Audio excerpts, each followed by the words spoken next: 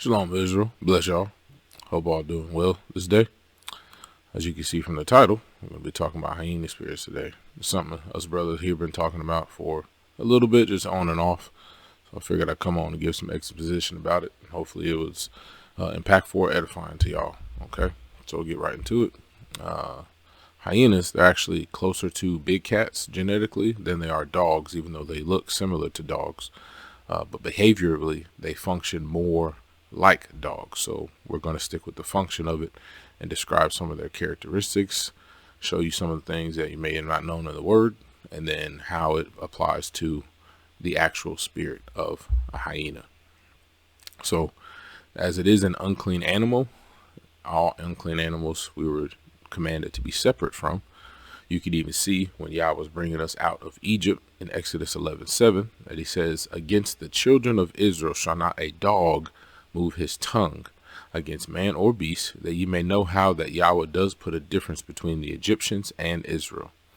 Okay, and when you go look that word dog up, it literally means dog, but at the same time, a dog was considered one of the lowest insults and abasements you could have in the ancient world. So it meant a dog in that particular case, but it also was a synonym of evil or wicked men. In Deuteronomy 23:18, you'll see it says, "Thou shalt not bring the hire of a whore or the price of a dog." That is H36:11, which is a male cult prostitute. Okay, so you should not bring the hire of a whore or the price of a dog, the price of a male cult prostitute, into the house of Yahweh your Elohim for any vow, for even both of these are an abomination unto Yahweh. A couple other examples. You'll see this in 1 Samuel 17:43.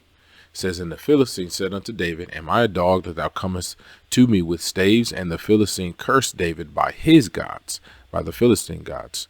1 Samuel 24:14. "After whom is the king of Israel come out? After whom dost thou pursue? After a dead dog, after a flea." This is David abasing himself before King Saul to show that his efforts to destroy him are fruitless and pointless because he's such a small person, in the sense of he's not of that much importance to King Saul. 2 Samuel 3:8. "Then was Abner very wroth for the words of Ishbosheth, and said, Am I a dog's head which against Judah do show kindness this day unto the house of Saul, thy father, to his brethren and to his friends, and have not delivered thee into the hand of David, that thou chargest me today with the fault concerning this woman?" And that was after Ishbosheth, Saul's son, had accused him of trying to lay with Saul's concubine. It says, so Yah do to Abner, and more also, except as Yahweh has sworn to David, even so I do to him, to translate the kingdom from the house of Saul, and to set up the throne of David over Israel and over Judah, from Dan even to Beersheba. So Abner took that as an extreme insult, that he would even assume that he was trying to get with Saul's concubine, to try to position himself against Ishbosheth. So another form of it is a form of judgment and punishment when it's likened to dogs, or when your end is to be consumed by dogs. 1 Kings 14:11, "Him that dieth of Jeroboam in the city shall the dogs eat, and him that dieth in the field shall the fowls of the air eat, for Yahweh hath spoken it." 1 Kings 21:19, "And thou shalt speak unto him, saying, Thus saith Yahweh, Hast thou killed and also taken possession? And even thou shalt speak unto him, saying, Thus saith Yahweh, In the place where dogs lick the blood of Naboth shall dogs lick thy blood, even thine." Same thing was spoken of Jezebel in verse 23 of the same chapter. "And of Jezebel also spoke Yahweh, saying, The dogs shall eat Jezebel by the wall of Jezreel." Jeremiah 15:3, "And I will appoint over them 4 kinds, saith Yahweh, the sword to slay, the dogs to tear, the fowls of the heaven, and the beasts of the earth to devour and destroy." All right. Then you'll see in Psalms 22:16, you'll see an example of dogs being associated with wicked men, fools, those who do evil, and who will not make it into the kingdom. "For dogs have compassed me, the assembly of the wicked have enclosed me, they pierced my hands and my feet." That's Psalms 22:16. Proverbs 26:11, "As a dog returneth to his vomit, so a fool returneth to his folly." Philippians 3:2, "Beware of dogs, beware of evil workers, beware of the concision." Revelation 22:14-15, "Blessed are they that do his commandments, that they may have right to the tree of life, and may enter in through the gates of the city. For without, or on the outside, are dogs. That is the Greek 2965. It means an impudent man, somebody with an impure mind. It says, for without are impudent men with impure minds, and sorcerers, and whoremongers, and murderers, idolaters, and whosoever loveth and maketh a lie. Okay, so that's the biblical examples of anything related to a dog. It has negative connotation, as you can see, even to the point as that last verse, that those men who have an impudent and an impure mind are considered dogs, who will not inherit the kingdom of Yah, who will not be allowed into the holy city of Jerusalem. All right, so some of the natural characteristics of the actual animal of a hyena is they have a matriarchal system, where the females dominate each group or clan, and each group or clan could have somewhere up to 80 individuals in it. They're constantly fighting and jockeying for eating position. These are the females doing this, while the males struggle to assert their dominance. So it's a matriarchal system. The male who mates with the dominant female, the matriarch in that clan, he gets those mating rights, and all the other males after that, they're just essentially fighting for scraps. They are indistinguishable from each other than their size. So they look the same, have the same coat patterns and markings. Okay. The females, and this is where it gets really weird. All right. But they have what's called a pseudo penis. Okay. So when you look at the anatomy of a male hyena and a female hyena, it looks almost identical, to the point where observers and researchers have essentially not been able to identify if a hyena is a male or a female, other than by size alone, and watching them give birth after they've been, tracking the animals for quite some time. So this is caused by a high level of testosterone in the womb when the female hyenas are in gestation. That becomes a problem because this causes the females also, as they are birthed and they grow up, to be they outweigh the males, and they're much bigger than the males, anywhere between 20 to 40 pounds heavier than the males. So not only is it a matriarchal system, but their own biology backs up that matriarchal system for whatever reason. The scientists have even said that they don't know. So it actually backs it up to make those female hyenas bigger, stronger than the males, to the point where they even have more testosterone, hence why they get bigger and why they have what's called a pseudo penis. It's actually female genitalia, but because of the high level of testosterone, it has adapted or changed into looking like male genitalia. All right, so this pseudo penis is also what they give birth out of. So there's a lot of infant deaths. They have a very high mortality rate for infants, their cubs, especially for first-time mothers. It also allows the female complete mating control, because the male can't just mount her like in other species. She controls it. So if she doesn't want it, it's not happening. So that also means she controls reproduction. Because it is, like I said, a matriarchal system, the top female, her offspring, the next female, she gets rule. So once that initial female is dead and gone, the authority chain passes on to the next female. The males that are born from that head matriarch, they will live a fairly good life, getting plenty of food, stuff like that.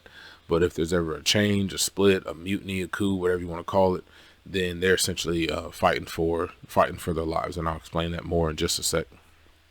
So this while this pseudo penis, it causes them to look like a male and act more like a male than even male hyenas act, in controlling gestation, controlling birth, controlling reproduction and mating rights. The higher rank that the offspring of that chief or current matriarch gives them better food, gives them better mating ability. All the females remain in their birth clan. So whatever hyena clan it is, and I'm specifically talking about spotted hyenas because those are the ones who are more social than any of the other hyenas. There's actually 4 types of hyenas. So we'll just focus on that one because those are the ones in greatest number in the land of Ham. So this higher rank, it allows the females to remain in their birth clan, and the males are always at the bottom, whether they're at the top with the matriarchal female or they're at the bottom. They're always at the bottom. And what happens is the males, they'll remain in their clans for a few years, and eventually they'll have to leave or are forced out to find another clan that will hopefully adopt them. And because each of these clans are ran by the matriarch or the head female, they're automatically, if they're set out, because they'll be attacked after about 3 or 4 years, they'll be attacked. There might be a coup, somebody might die that helped them to stay. Whatever females they were mated with, one of them might die, order changes, all kind of stuff, but the males get forced out. And so when they're trying to find another clan, if they are accepted by that clan, the clan still views them almost as a second-class citizen or just an immigrant, to the point where they're just fighting for scraps. And it's so crazy because researchers have found that these males often don't get much food, don't get many mates, and they actually live half as long as the females because they're just immigrant males. But the adopting clan will still use them. So if it's a big battle against either a neighboring clan or with another predator, if it's for territory or anything like that, or if they're trying to bring down a large animal, they will welcome in the immigrant males for that, but their social rank stays the same. The males also are typically very passive and appeasing during conflicts to avoid losing their social rank. So the females are the ones that are much more aggressive and are constantly picking fights to maintain or improve their social rank. So if there's a head matriarch that's been there for 5 years, one of the other females may try to overthrow her, but the males won't try to do this at all. If the top female dies, the whole clan's order can go into chaos, where lower females may try to dominate and gain the throne, or if the younger female, meaning the one that was going to take her place, her daughter, is old enough, then she'll just go ahead and assume role. But if not, and she's not young enough, some of these hyenas will actually go to the point, and again, these are the females doing this, they'll go to the point of killing each other's cubs or killing the cubs of the matriarch so that they can take over.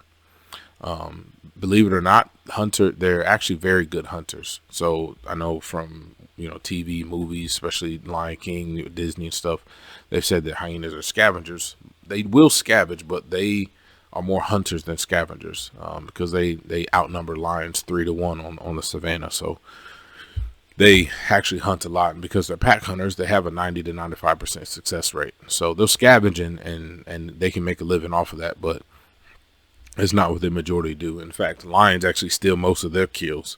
Not most of their kills, but lions steal more of their kills than they steal of lions. This hyena is very different simply because its stomach acid is probably the most acidic of all mammals, in that it can digest bone, and it also has the strongest bite force in animals, even stronger than a grizzly bear or a lion. Because of their highly acidic stomach acid, they also can eat a lot of rotten flesh without getting sick. So that's where a lot of the scavenger misnomer has come from, because they've been seen doing that, but that's just a last ditch effort, and their stomach acid will destroy any bacteria that other animals would get sick from. Okay, it even makes them essentially immune to rabies, anthrax, distemper, and other things that would kill plenty of other animals. Okay, so in doing that, now we're going to switch and go to the contrast of lions. Okay, so I'm going to go, like we did with hyenas, to the word. And obviously there's a lot of good connotations and even bad in the sense of the intensity of a lion. So Genesis 49:9, Judah is a lion's whelp. From the prey, my son, that art gone up. He stooped down, he crouched as a lion, and as an old lion, who shall rouse him up? Numbers 23:24. Behold, the people shall rise up as a great lion, and lift up himself as a young lion. He shall not lie down until he eat of the prey and drink the blood of the slain. Numbers 24:9. He couched, he lay down as a lion, and as a great lion. Who shall stir him up? Blessed is he that blesseth thee, and cursed is he that curseth thee. Deuteronomy 33:20. And of Gad he said, Blessed be he that enlargeth Gad. He dwelleth as a lion, and teareth the arm with the crown of the head. Verse 22 in the same chapter. And of Dan he said, Dan is a lion's whelp. He shall leap from Bashan. 2 Samuel 17:10. And he also that is valiant, whose heart is as the heart of a lion, shall utterly melt. For all Israel knoweth that thy father is a mighty man, and they which be with him are valiant men. So that was when Ahithophel was giving counsel to Absalom to go and attack his father. And Hushai, the Archite, he had given him counsel because he was essentially a spy and a double agent for King David on trying to convince him not to go. So you'll see how the lion is viewed as a very noble, honorable, fighting, very intense animal. 2 Samuel 20-20. And Benaiah, the son of Jehoiada, the son of a valiant man of Kabzeel, who had done many acts, he slew 2 lion-like men of Moab, and he went down also and slew a lion in the midst of a pit in time of snow.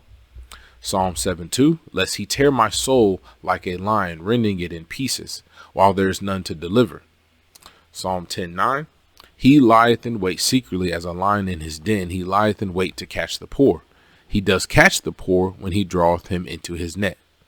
Proverbs 19:12.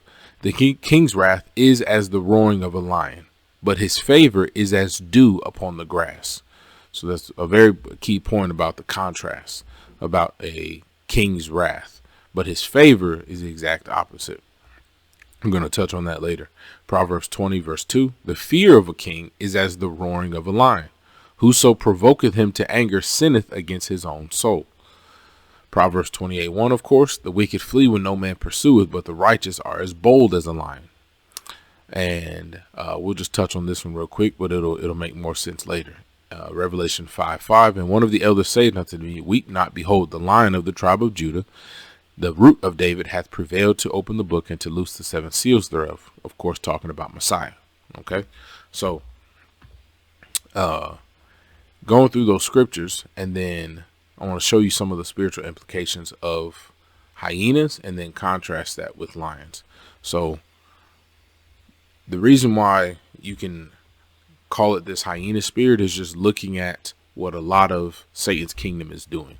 So a lot of New Age believers, New Age occultists, tarot card readers, Wiccans, all manner of Satan worshipers, they will use this hyena. And you can actually, I'm not saying go do it, obviously, but they have found that people have used tarot cards, and one of the tarot cards has a hyena on there. Okay. It's used in New Age or occult practices as a spirit guide. And some of this is going to blow your minds. It's often used in tarot cards, with many cultures having superstitions about them. So some Hamite cultures even will use parts of their bodies and omens as talismans, both to ward off spirits and to welcome certain spirits. They have a lot of superstitions about it. I'm not going to go through any of them here, but they have a lot of them. It's often used in witchcraft. It is said that if you are having dreams about hyenas, that someone is performing witchcraft on you or doing to you some kind of evil, and especially if you hear the laugh of it, it's a sign. They said it's a sign that somebody is mocking you or gossiping, slandering about you. They are pack animals, so it may be multiple people operating with this spirit, but there is a chief matriarch ruling, and that's usually the key. So yes, this hyena spirit, if you've learned from, as I said before, that it's a matriarchal system in their social order, this is going to affect women more so than men. Okay. And again, this is from what I'm about to read is verbatim from their sources. Okay. So from people who practice in the occult, practice New Age religion, Wiccans, and all that stuff. This is word for word from them, what I'm about to say. The hyena spirit is known for female empowerment. This spirit may help. Now, listen close to this. This spirit may help a submissive woman to step into her personal power and be called on for strength. It is also a spirit guide seen as helping them rise above gender roles and into a more authentic you. So that's how they view this hyena spirit, this spirit guide. Okay, I kid you not, that's verbatim. I can show you the video if you're interested in it. Verbatim what they said. Okay, but think about it. What's more authentic than the original? How you were originally designed. What's more authentic than the purpose creation? That's how Yah made you, is to be submissive. So just again, looking at the nature of a hyena and the hyena society, it's completely backwards. It's completely upside down. The women rule. not only just in their social order, but literally physically, they're way more dominant, they're way more aggressive, they're way more physically larger than a male. So they've seen that the highest they've seen a male hyena or a female hyena weigh is 200 pounds, but they average somewhere between about 100 and 120 at the low end to probably 140, 150.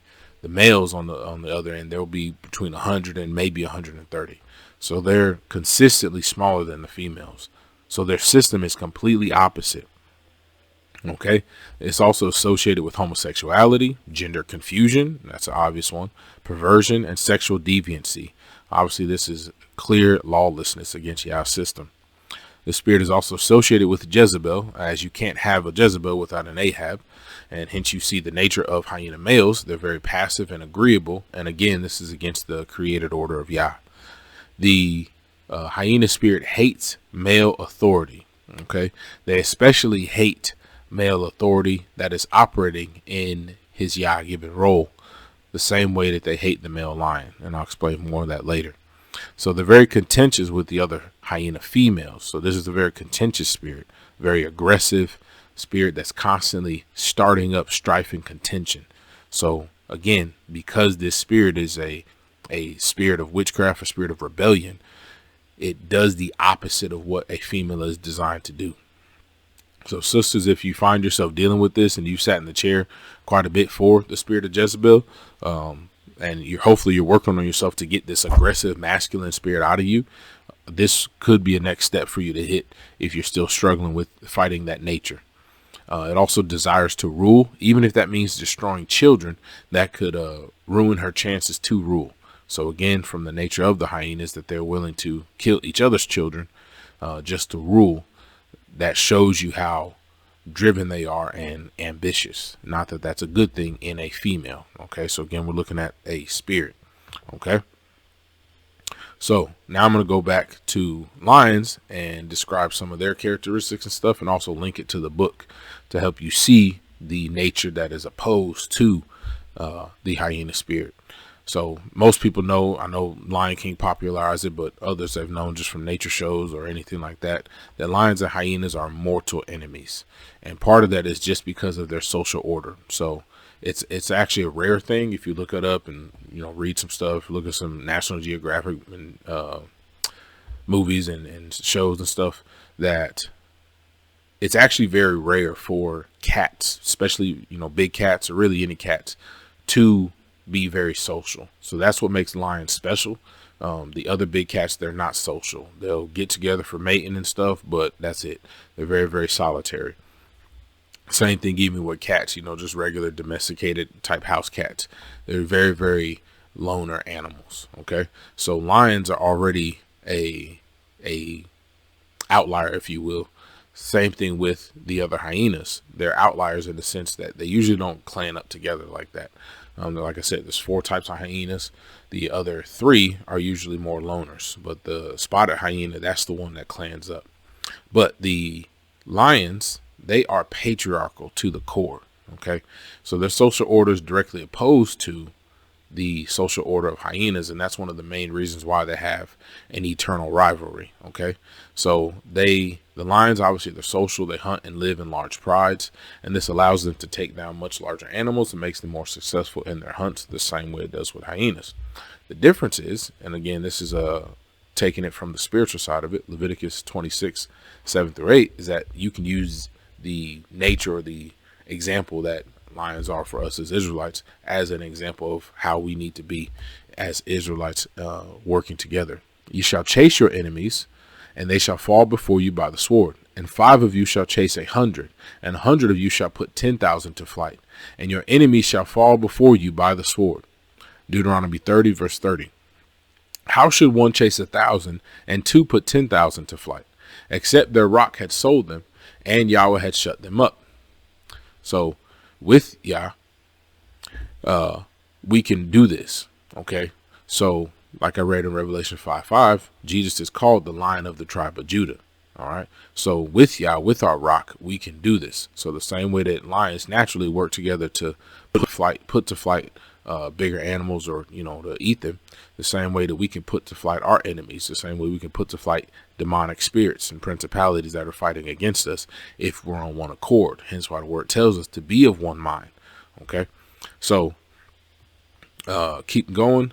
Lions are actually, they've been found to be highly intelligent. All right, so obviously we can see from the word in 1 Peter 5:8, it warning us about Satan being a roaring lion, meaning he's a prowling, he's a crouching, he's a stalking lion, that he roars. And lions usually only roar in communication with one another or after they've gotten their prey. Okay, so they have higher intelligence than other big cats. They've even been known to solve puzzles that researchers have put in front of them. So they'll put like some meat in a box with a rope on it, and then see if they can pull that rope that'll unlock the latch on the door. And the lions were able to figure it out, which is crazy to think about. So they were able to learn from these situations to increase their success rates in hunting. They can even listen to roar. So if they're communicating, because you can hear their roars over several miles. So if they're communicating, and let's say there's some intruding lions, then those intruding lions, they will, they're essentially having a square off to see what's going on. So the lions who try to protect their territory, by the roars that they're hearing, they can count how many lions are out there trying to attack them.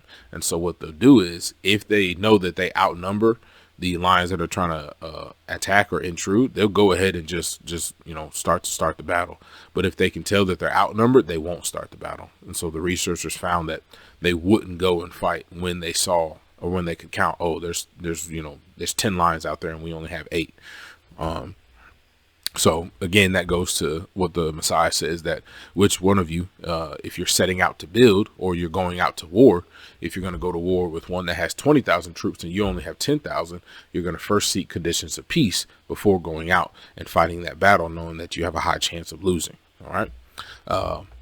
Again, they're patriarchal. So the pride male is one of he's the most important. And I only kind of do it like that because they have their roles, but you need the male lion. All right. If the pride has a good, strong male lion, his main job is protection and reproduction of the pride. So there's a assumption that male lions are lazy and stuff because the female lionesses do most of the hunting. And this is very true. They do most of the hunting. However, the reason is, one, it's not that the males can't hunt and they're not good at hunting, because most of these males, they've been solitary. They usually got kicked out of one of their prides, or, they wanted to branch out and start their own pride. So they had to hunt before they could get and find some other females to mate with. So they know how to hunt. And in fact, they're used often to bring down much bigger and stronger game because they're very successful at it. The thing is, they're just conserving their energy, because most of the time when the lionesses are out hunting, that the male lion, unless he needs to be there to take down a bigger prey, he's actually patrolling their territory. Obviously, the land that they're in is extremely massive, so they will be patrolling hundreds of square miles just to keep that territory safe for their pride. So the bigger the pride, the more territory they grab, the more that lion has to make sure that he's fighting off Roman lions, fighting off hyenas, jackals, all kind of animals, leopards especially, because leopards and hyenas will try to kill lion cubs. So that lion, he's running around doing that. So he's burning up most of his energy doing that. So he's not doing a lot of the hunting because he's already doing his job. All right. And obviously the reproduction of the pride.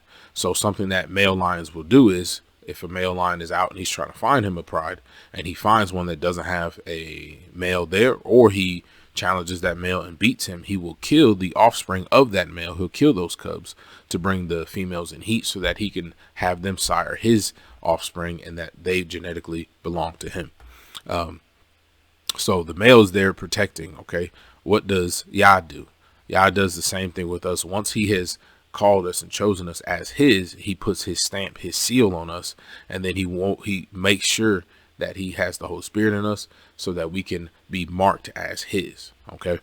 The husband, he is there to strengthen the house. He's there to hold up the house. He's there to build up the house in the sense of making it a place of protection, a place of safety. He's there to fight any enemies that may try to attack the family.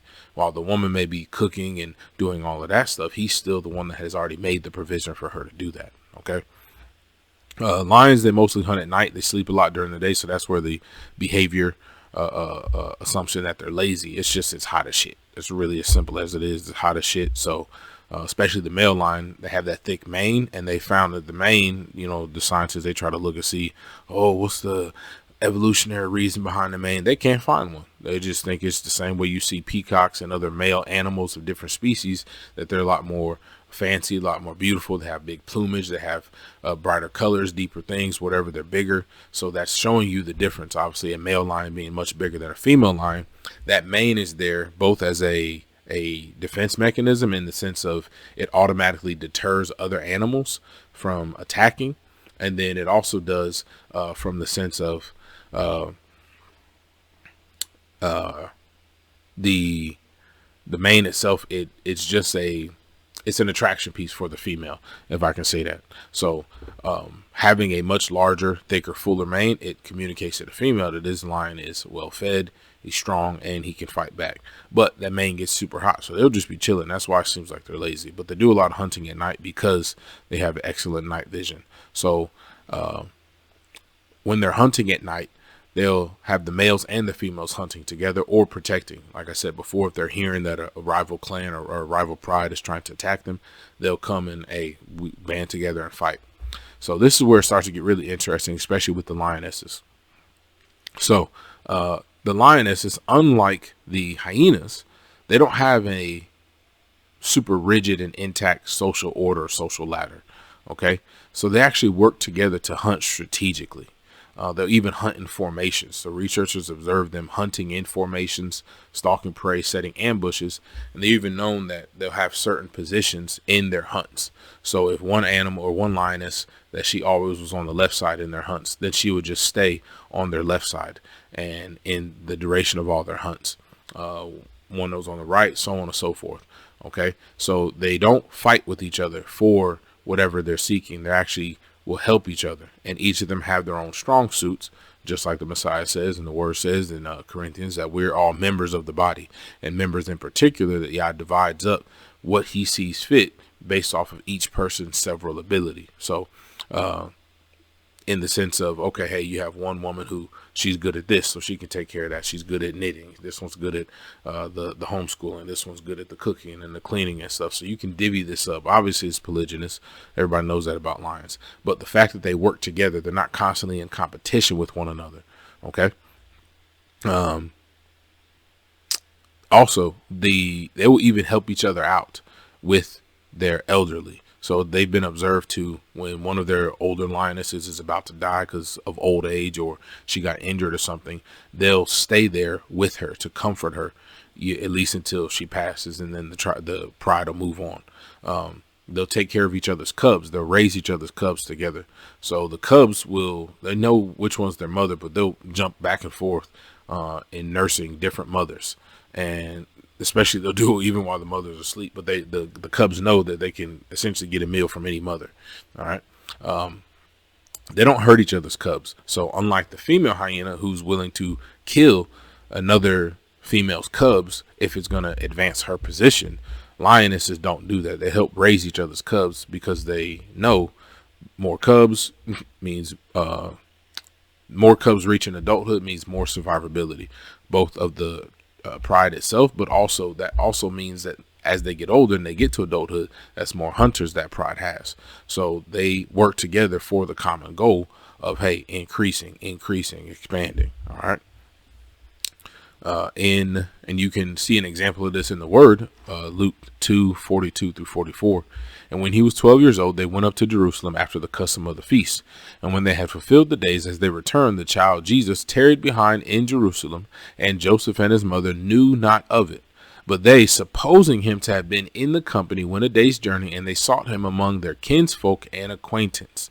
So it was just assumed that Messiah was with some of the relatives. That happens sometimes. It might be one lioness that goes off to hunt.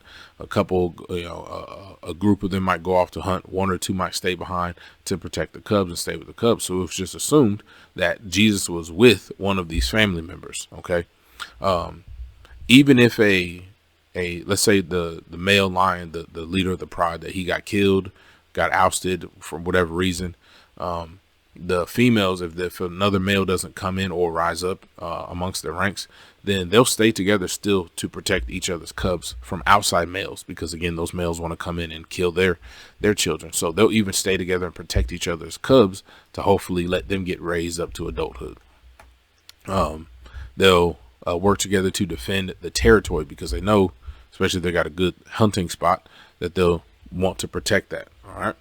Hyenas are somewhat scared of lionesses, but if they have enough numbers, they will challenge and fight off or even attack lionesses. So researchers have found that if there's 6-to-1 ratio of 6 hyenas and 1 lioness, the hyenas will definitely go for that. However, they are terrified of the male lions. Okay. They will usually run from the male lions. And there's even videos out there of 20 hyenas trying to attack 1 male lion. And he's holding his own decently, but they're just trying to wear him down so they can eventually kill him and attack him. And a relative male lion comes running up to help him. And when it turns to a 10-to-1 ratio, the hyenas even weren't having that. So the hyenas are much more afraid of a male lion, obviously because he's bigger and stronger and can kill them. The lions will kill hyenas on sight. They'll kill their cubs, they'll kill them, and they do it historically by biting on the neck and snapping the neck, and severing the spine and stuff. So if they see them, it's usually on sight with the hyena, and hyenas know this, hence why they run, especially from the male lion. The hyena, again, has the chief matriarch at its head. So that female hyena is terrified of that male lion. There's been plenty of videos and nature shows and documentaries detailing. There was one lion, he was known as the hyena killer. Like, he just would go on a rampage anytime he saw a hyena, killing cubs, killing any hyena he could find, to the point where they were terrified to even come near the territory that he had. So that's why I mentioned before that a woman that is afflicted with this spirit, she hates male authority, because that male is not going to bow down, capitulate. He's not going to, the aggression of the female that is laced with this hyena spirit does not terrify, does not cause a righteous man, a man in his position, to tremble. In fact, it's just a sign for him to gird up his loins and fight even more to overcome that spirit. Okay. Lions, when they kill hyenas, they won't even eat them. And researchers are seeing that lions will kill the hyena and just leave it there, partly because they've been trained by other lions not to, just because that's not what they predominantly hunt. They just kill them for defense so that they can keep having resources to themselves. But the other thing is, they say that they have observed lions that they seem like they don't like the taste of hyena meat. And I liken that to 2 Corinthians 6:14 and 15. Be ye not unequally yoked together with unbelievers. For what fellowship has righteousness with unrighteousness? And what communion has light with darkness? And what agreement has Messiah with Belial? Or what part has he that believeth with an infidel? And this is Galatians 5:17. For the flesh lusts against the spirit, and the spirit against the flesh. And these are contrary the one to the other, so that you cannot do the things that you would. So just in contrast of it, if you have this animal that operates as a lion does, more akin to the nature of Yah, to the nature of the spirit in terms of order and structure within a pride, within a family. And then you have hyenas, which, looking at the nature of the flesh, looking at the nature of Satan, they operate more in their clan like the world does, like the flesh does. That's a contrast. So what needs to take place is, you can't have fellowship. That's why lions and hyenas, they're never going to have peace. It's going to be a constant battle. That's why the same thing says the flesh lusts against the spirit, and the spirit against the flesh. The two will not agree. They're contrary one to the other. Okay, so they just won't make it together. But the thing with a male lion, and this is Proverbs 30:30, a lion which is strongest among beasts and turneth not away for anyone. Okay. Lions have been seen, even though they know that they're outnumbered, a lion will fight to the death, no matter what. It'll be 2-to-1 or 3-to-1 with other male lions, and he'll still be getting it in until he's dead, just because he won't back off. And that's why they've been attributed throughout thousands of years with boldness, with honor, with nobility, with courage, along with the mane and everything like that. So going back to Revelation 5:5, when it says that one of the elders said unto me, weep not, behold, the Lion of the tribe of Judah. That's the Greek 54:43. It says, the definition means all in the New Testament, all the people descending from one of the 12 sons of the patriarch Jacob, a nation, people, and offshoot, that is a race or a clan. So when it says, weep not, behold, the Lion of the tribe of Judah, it is the lion that is descended from Judah, one of the sons, the 12 sons of the patriarch Jacob. He's an offshoot. That's why it says the root of David has prevailed to open the book and to loose the 7 seals thereof. So when he returns, he, as it's, the phrase is, he came as a lamb the first time, he's returning as a lion. Going back to Proverbs 30:30, the lion is strongest among beasts and turneth not away for any. And it is a clear sign why Messiah likened himself to the Lion of the tribe of Judah, because the lion is strongest among beasts and turneth not away for any. So men, it is our job to emulate Messiah, to be in the stead of Messiah for our families, for our women and children, for the nation. This is only going to come and be built by a man. So a man embodying the nature of the Lion of the tribe of Judah in holiness, in discipline, in order, in righteousness. That is what is going to bring this thing to pass. And any good lion naturally is going to try to build up, have as many women as he can in order, have as many cubs, and fight tooth and nail against anything that tries to come against that. And that's the same thing Messiah does for us. So in contrast to it, because this hyena spirit is definitely something that the occult realm deals with, and they actually use, like I said in the beginning, as a spirit guide. This is something that, again, you sisters may need to look at, brothers, you may need to look at it for your women. Do some fasting and praying on it, or do some study on it yourself. If you want these study notes, just put in the comments below. Hit me up with your email address, and I'll send it over to you if you'd like these study notes. So hope that helped, so that you can see, hey, this is what you might need to look at if you're still struggling with that aggressive masculine nature that this society has taught women, because this society is backwards. If you look even in the simple things of movies, television shows, they've constantly started to change the narrative. It used to be old action movies, films, and stuff like that. It was always some strong male protagonist that would fight against some bad guy and save the day, and he'd come save, some damsel in distress and something like that. But now when you look at the TV shows, the action movies and stuff like that, there always seems to be a woman in them, and suddenly she's the savior, and she's, fighting and all this other stuff, to where it's focusing the attention on the woman, even to the point where, while the woman will be the main character or one of the main characters, and she's, got military training, she's badass and doing all of this stuff and kicking ass and taking names, then at the same time, the man is the buffoon and he can't do anything, and he's skittish and afraid and passive. They're copying this same thing. This is how Satan wants things to run. It just gives you another name to call out aside with Jezebel and rebellion and Lilith and all these other pagan gods, aka demons, that these nations serve, to try to subvert the ways of Yah, destroy the ways of Yah, and ultimately keep us in bondage. So again, seeking for the old past. We need to get back to this. Need to get back to the old past. So sisters, do what you got to do to get rid of this spirit. Brothers, be on guard for it. The same way that Messiah is on guard for us, watching and giving his life for us. Make sure that we're doing it for our women, our children, so that we can keep pressing on in the kingdom. But again, I hope this helped. Hope y'all enjoy it. Bless y'all. Shalom.